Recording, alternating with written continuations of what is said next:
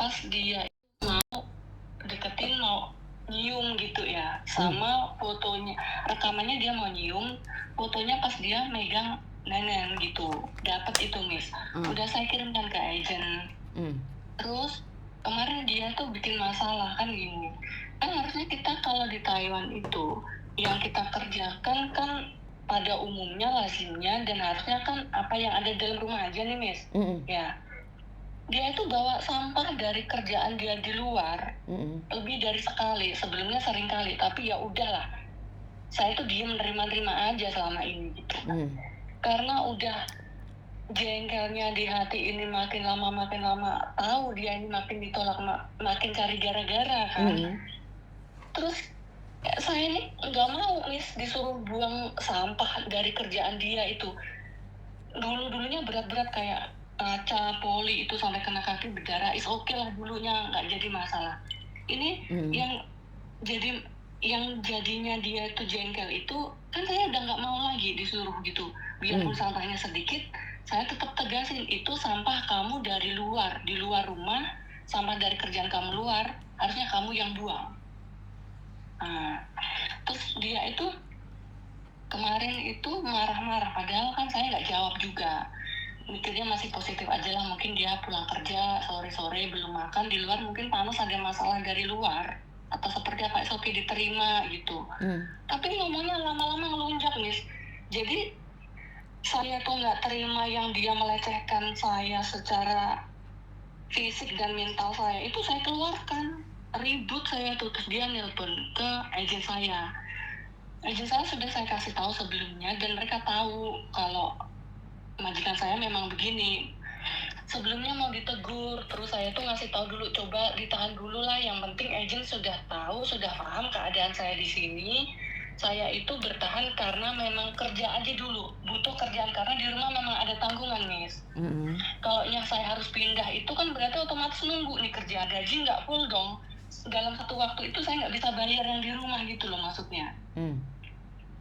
Nah, kalau yang saya mau pertanyakan, kalau saya mau, kan saya punya bukti Miss, punya bukti ada saksi hidupnya juga yang merekam video itu.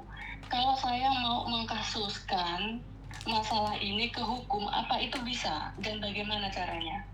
Saya tidak tahu peraturan di Taiwan, tetapi setahu saya kalau kamu kasus, kamu itu nanti nggak bisa kerja, kan nggak ada majikan kamu.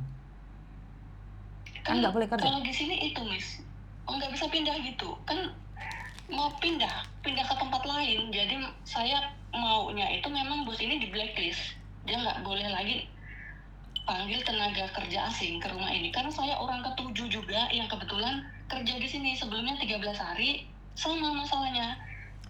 Kenapa gini loh? Karena kalau kasus takutnya kamu nanti sidang, nanti repot sendiri. Ini yang saya nggak tahu ya. Tapi kamu punya dua pilihan. Satu, pergi cari majikan baru. Kedua, laporin dia. Jadi kamu harus memilih. Kalau kamu pergi ya udah kamu selesaikan karena kamu di Indonesia punya tanggungan. Dan kalau kamu lapor polisi, kamu harus terima konsekuensinya. Kamu akan kehilangan pekerjaan atau sering diajak sidang. Sudah siap belum? Itu aja. Karena sidang itu harus ngurus sana sini. Kamu siap belum? Apakah ada orang yang mau seperti itu? Ada mau majikan yang mau kamu kayak gitu? Benar nggak sih? Maksudnya gini dulu Miss, maksudnya kan dalam waktu 1 bulan mungkin keluarga saya di Indonesia kan masih bisa bantu gitu loh. Apa Miss Yuni nggak ada saran untuk kalau memang masalah ini akan dilaporkan ya ke polisi, paling tidak si majikan saya ini kan akan kena sanksi denda hukum atau pembayaran, atau dia ganti rugi lah ke saya gitu. Ganti rugi karena kan yang memutuskan kontrak itu kan juga dia. Saya tidak ada kesalahan. Karena dia nggak suka, saya itu nggak mau sama dia. Agen sebenarnya tahu, dia pasti akan cari berbagai macam cara karena saya nggak mau gitu loh. Oke, intinya kamu minta majikan untuk ganti rugi kamu kan? Iya itu. Itu bisa nggak? Gimana prosedurnya itu loh Miss? Karena kan saya ini kan tanpa bantuan, maksudnya kan agen ini kemarin katanya masih mau obrolin dulu di kantor. Yang saya khawatirkan tuh kalau mereka kan cuma nyaranin pindah. Kalau cuma pindah aja kan selama ini saya bertahan di sini berarti kan itu kayak sia-sia aja saya bertahan selama itu. Saya itu berusaha dapat caranya gimana buktinya itu ada di saya gitu loh. Oh, kamu mau Kan majikan sia-sia. majikan ganti rugi dengan karena sudah megang susumu atau apa seperti itu kan? Pelecehan dan menggantikan. Melecehkan secara fisik dan mental saya, direndahkan seperti itu. Oh, karena kamu ingin mendapatkan bukti itu, makanya kamu renew lagi di majikan Iya. itu, perpanjang itu. Enggak, yang kemarin itu memang agennya kan iya sebenarnya iya seperti itu, Miss, karena dia itu ngomongnya begitu, merendahkan saya, nyakitin hati banget, ngomongnya memang begitu. Kamu jangan ngomong ke siapapun, ke tetangga atau ke orang-orang kalau aku begini sama kamu, maksudnya berbuat yang tidak baik ke kamu gitu ya. Itu kan udah pengancaman, tapi belum terdengar ini selanjutnya dia ngomongnya karena yang mereka itu akan menertawakan perempuan bukan laki-laki. Kan maksudnya dia laki-lakinya, kan saya kan perempuannya. Ditambah lagi kan dia bilangnya apalagi kamu itu di sini cuma buruh migran Indonesia yang bekerja di tempatnya si majikan ini. Itu loh, Miss, yang bikin hati saya sakit banget itu, Miss. Ya kalau memang saya ini menggatal sama dia, memang mau sama dia ya kan beda, itu berarti maksudnya saya itu memang mau, Miss. Ini memang sayanya nggak mau gitu. Berarti kan kamu renew itu tujuannya agar kamu mendapatkan bukti supaya kamu bisa ganti rugi. Dia bisa ganti kamu rugi gitu. Iya. Karena saya udah bertahan dengan segalanya kemampuan saya di sini, niatnya memang bekerja baik-baik, nggak ada yang sama dia mau gimana, sama siapapun nggak mau gitulah, nggak ada niat begitu gitu loh. Oke, menurut saya setuju dengan apa yang kamu lakukan untuk melaporkan majikanmu. Tapi kan intinya ini bisa digarisbawahi juga, hati-hati kalau kamu dituduh menjebak. Kamu sengaja menjebak dia. Ini nanti plot twist-nya ke kamu lagi. Kamu nanti sudah kasus, kamunya yang di blacklist dan gak bisa kembali karena memfitnah. Paham nggak maksud saya? Plot twist-nya itu beda loh. Kalau memang saya jahat, kenapa dia renew sama saya? Lah ini untuk mendapatkan bukti. Berarti kamu memang punya rencana untuk menjebak saya. Itu gini, Miss. Kan tiap kali kalau dia bilang menjebak secara tidak langsung, setiap saya ada di dapur, tiap kali masak saya selalu telepon. Dan HP itu selalu ada di situ dan dia tahu. Bahkan saat saya pun live TikTok, dia tuh nggak segan deketin saya mau nyium. Dan dia bilang nggak takut karena nggak kenal orang-orang ini. Kayak gitu loh, Miss. Oke. Ya, kalau kamu yang penting kamu ada biaya, siap dengan segala konsekuensinya, ya udah laporin aja. Laporin aja ke 1955 sayang. Ini kan kayak gini, maksudnya kalau untuk saya ini kan butuh minta sarannya. Kalau misalkan ini loh dikasuskan, kan ini saya juga tidak menjebak karena saya pas sedang telepon juga dan seringkali teman saya ini ngelihat saya kok di belakang gitu ya, kamu kok diem aja ya. Saya kan bilangnya itu temenmu atau cowokmu? Teman laki-laki lah. Nah iya, makanya cowokmu yang ada di profilmu itu kan, kamu di hotel itu toh. Iya. Nah, itu bisa menjadi jebakan loh itu ya. Karena kamu teleponan sama pacarmu, terus ada majikanmu, itu akan plot twist-nya ke kamu loh. Itu bukan teman cowok loh, itu pacarmu. Ya, jadi hati-hati juga. Miss Juni, kamu kan minta saran sama saya. Saya bilang hati-hati. Karena saya takutnya kamu terjebak di dirimu sendiri. Kamu ingin mengasuskan dia, tapi kamu jangan lupa, memang kita itu pekerja migran.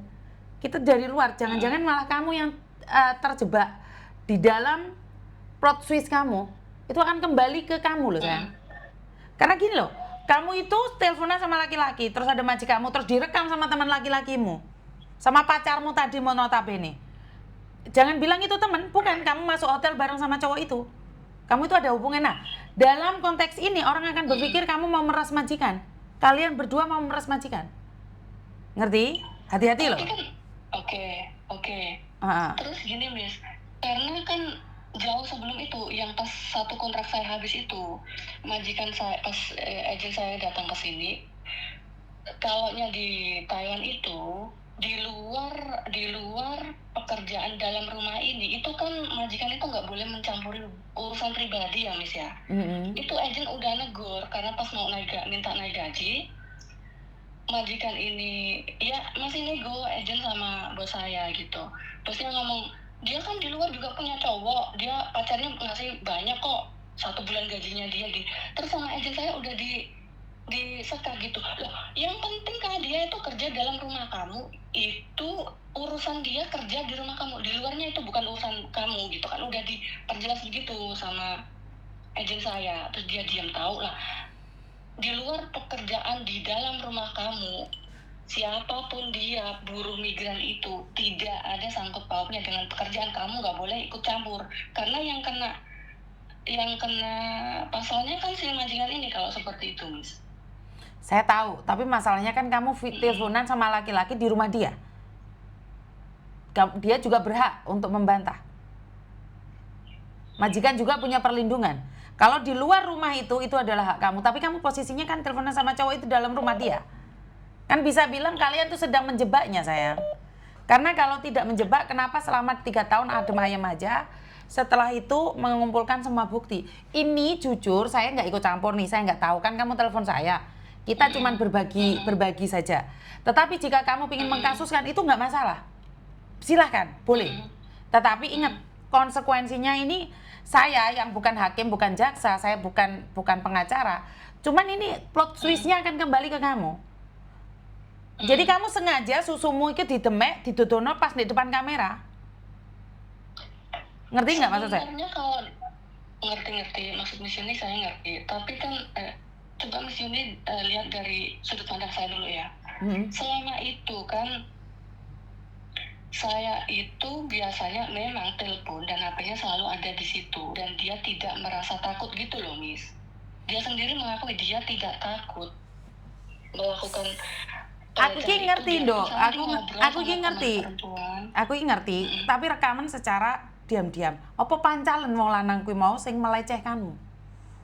Karena memang pelecehan itu sulit banget terbukti. Nah, aku ki takutnya awakmu sing terjebak. Bukan saya bela majikanmu loh. Saya nggak kenal orang Taiwan. Bodoh amat. Saya takutnya kamu yang terjebak. Masih ingat kasus yang ada di Singapura, ada 2 atau 3 anak yang melaporkan pelecehan sampai 3 tahun ini dia belum selesai kasusnya? Sebenarnya saya tuh takutnya kamu yang terjebak gitu loh. Ngerti nggak? Karena apa? Karena apa? Satu, kamu ngerekam, yang ngerekam itu cowokmu. Kalau yang ngerekam cewek, kemungkinan besar saya masih nggak apa-apa. Lah, kamu selalu teleponan sama cowokmu, susumu didemek, terus yang ngerekam pacarmu. Masuk nggak di logika kita ke hakim dan ke mahkamah? Ngerti nggak maksud saya? Lelek sing rekam arek wedok, mungkin ya saya masih bisa berpikir, oh iya. Lah saiki sing rekam pacarmu, kowe dhewe bendino di hotel. Itu nggak ada hubungan sama majikan. Tapi posisi kamu teleponan itu, kamu kan kayak gitu loh sayang. Paham nggak sih? Oh, paham. Terus gini Miss, kalau misalkan kan yang pas itu memang saya tuh kan sebelumnya tuh nggak langsung direkam gitu Mas. Itu karena kan HP-nya juga yang pertama ngerekam itu pas nggak ada sinyal, jadi keputus juga. Saya tuh didorong pas kejadian tuh pas masak loh Mes, selalu di dapur, jadi pas masak gitu, nggak langsung ujuk-ujuk dilakukan itu, enggak. Jadi pas saya masak pasti dideketin dulu, karena dia tahu kejadian itu hampir tiap hari seperti itu gitu loh. Lah sudah tahu majikanmu nggak bagus, kenapa kamu terus? Ini pertanyaan saya. Karena ya itu Miss, saya itu bertahan karena di rumah ada tanggungan tiap bulan. Sekarang lebih penting bertahan di situ dengan harga dirimu dilecehkan, atau mendingan kamu pergi pelan-pelan cari uang daripada kamu kasus terus kelamaan di situ. Kalau memang kamu butuh uang, ya pancalon majikannya itu, Nduk. Karena saya merasa bahwa kamu itu butuh uang, maka itu kamu itu mau meras majikan. ini saya persepsi orang luar ya, saya netral ya, saya nggak kenal kamu, saya nggak ada tujuan apapun. Oke. Kalau saya, persepsi saya merasa kamu itu udah Indonesia butuh duit, kayak itu berusaha memeras majikan. Aku merasa aku punya feeling, bukan, aku punya feeling kamu itu yang kayak meras majikan, mumpung di omah kesempatan gak di duit, majikaku nakal demek susuku, tak rekam, tak laporno, ben aku untuk kompensasi. Itu saya orang luar loh ya, saya orang luar ya, saya nggak tahu ya. Tetapi jika kamu itu harga diri penting buat kamu tidak ingin dilecehkan, ada kesempatan pergilah sayang, pergi. Karena pelecehan itu tidak akan pernah berhenti sampai di sini. Laporkan sama KDI dan bukti-buktinya, biar mereka di blacklist. Selesai urusannya. Kalau tujuanmu, nah seperti ini yang saya mau pencerahannya, berarti saya itu harus ngelapornya kemana, gimana prosesnya, kan saya nggak paham tadi, Miss. Oke, ya satu. Kan saya di blacklistin loh, gimana caranya? Satu, gitu? Kamu ya laporan polisi. Setelah laporan polisi ada, kasihkan ke KDI. Kan KDI yang meneruskan. Di Taiwan juga, KDI. Betul. Di Taiwan juga kan ada 1955. Ya laporkan ke situ. Jadi kalau maksud saya itu kan yang mendampingi saya ini dalam proses hukum ini kan nggak mungkin dong saya. Loh ya kamu sendiri gitu. Sayang, kamu sendiri. Dalam hal apapun kamu sendiri. Ya kamu bisa video callan sama pacarmu tadi yang bisa menemanimu. Nggak ada, di luar negeri itu nggak akan ada yang bisa dampingin kamu. Nggak ada.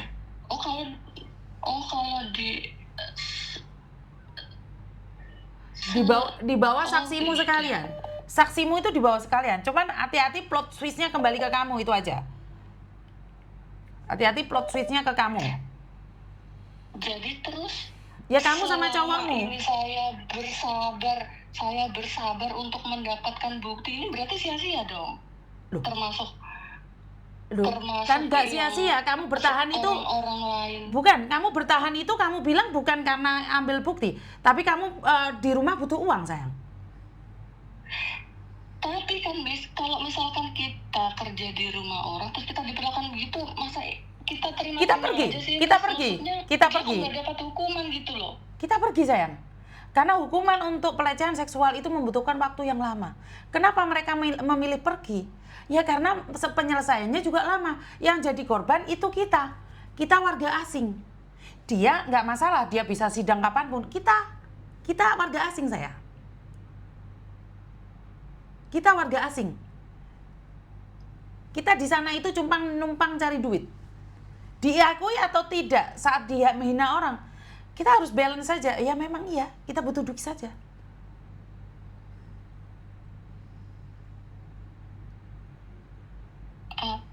Mungkin kalau di Taiwan sama Hong Kong apa nggak sama ya, Miss? Saya gimana ya?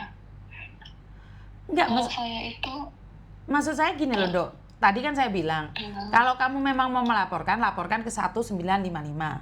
Laporkan ke polisi, laporkan ke KDI.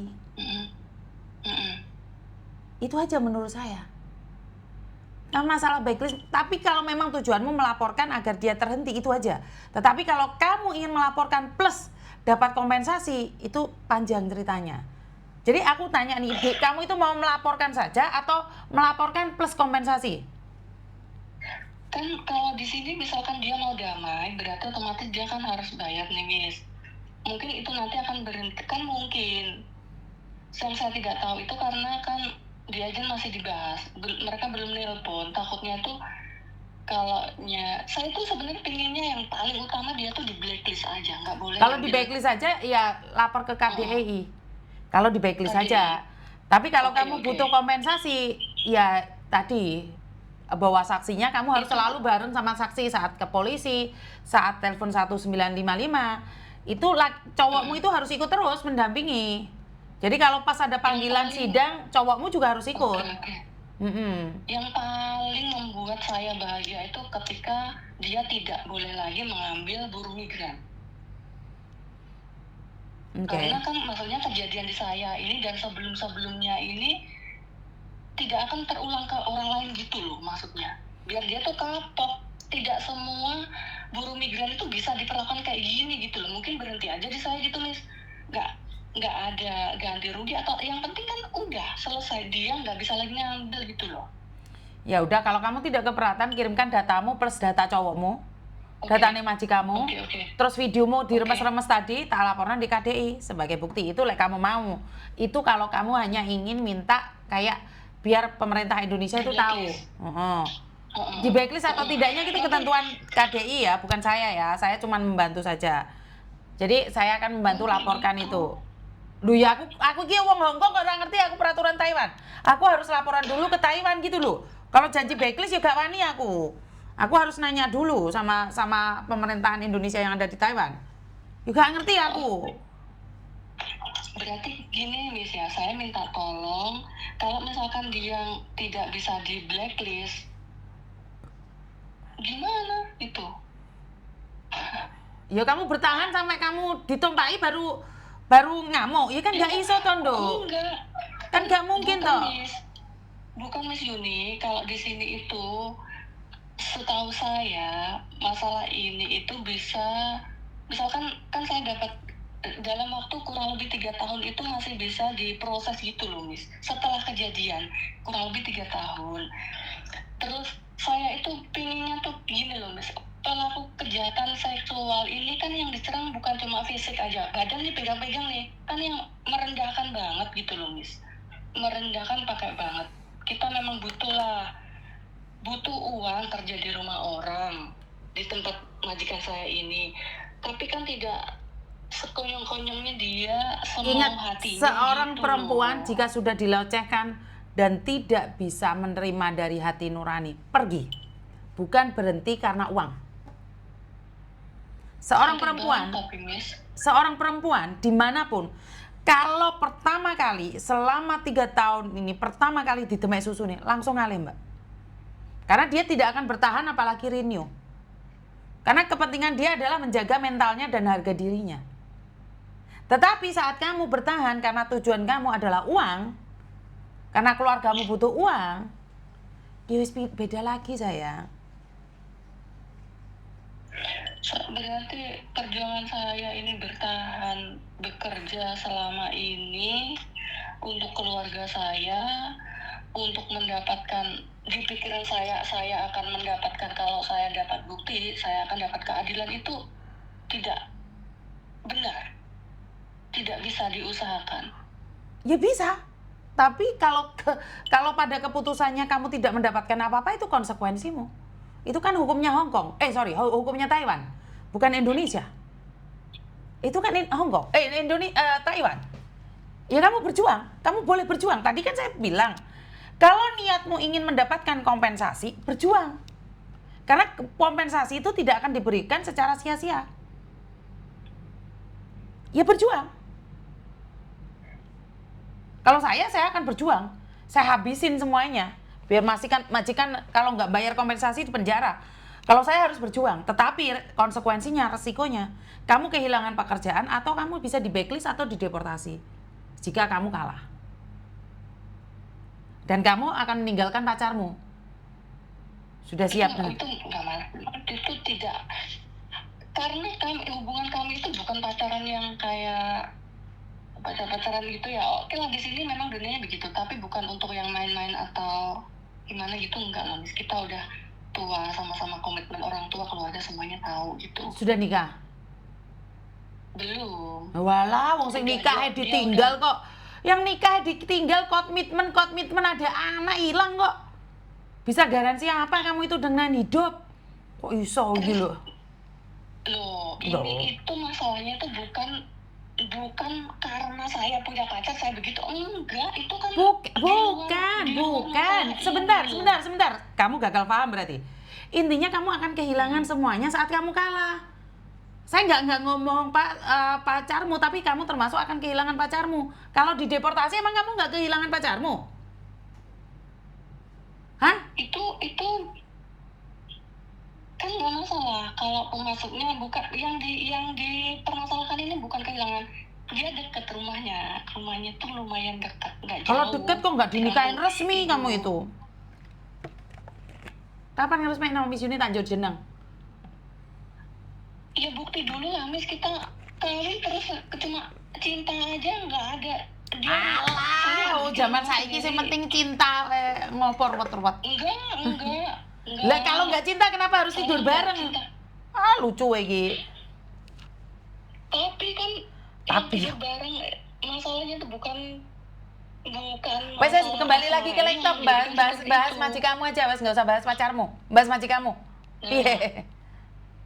Nah makanya bukan masalahnya ke sana ini, bukan ranahnya ke sana. Yang saya ingin pertanyakan yang maksimal mungkin deh, Miss. Usaha apa yang harus saya lakukan biar kalau misalkan nanti ini agent ini kan paling mentok kan ya udah pindah aja, lu pindah aja kan kayak gitu ngomongnya. Yang biar si majikan ini dapat di blacklist lah.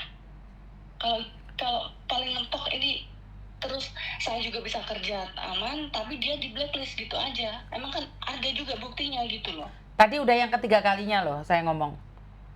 Kirimkan datamu, data pacarmu, data majikanmu sama videomu saya kasihkan ke KDEI. Itu aja. Ketiga kalinya ya saya ulangi. Oke. Terus itu nanti kalau sampai ke KDI itu nanti ditelusuri dulu, maksudnya ini bisa nggak dia di blacklist atau gimana, Miss, kira-kira? Dalam bentuk apapun laporan itu akan ditelusuri, diimbangi, dicari data dan faktanya. Laporan itu tidak sekonyong-konyong langsung dipercaya. Bagaimana dia mendapatkan rekaman ini, terus kenapa ada orang lain di dalam kelibatan ini, ada saksi dan buktinya itu, semua kan harus diselidiki, tidak seperti yang kita inginkan.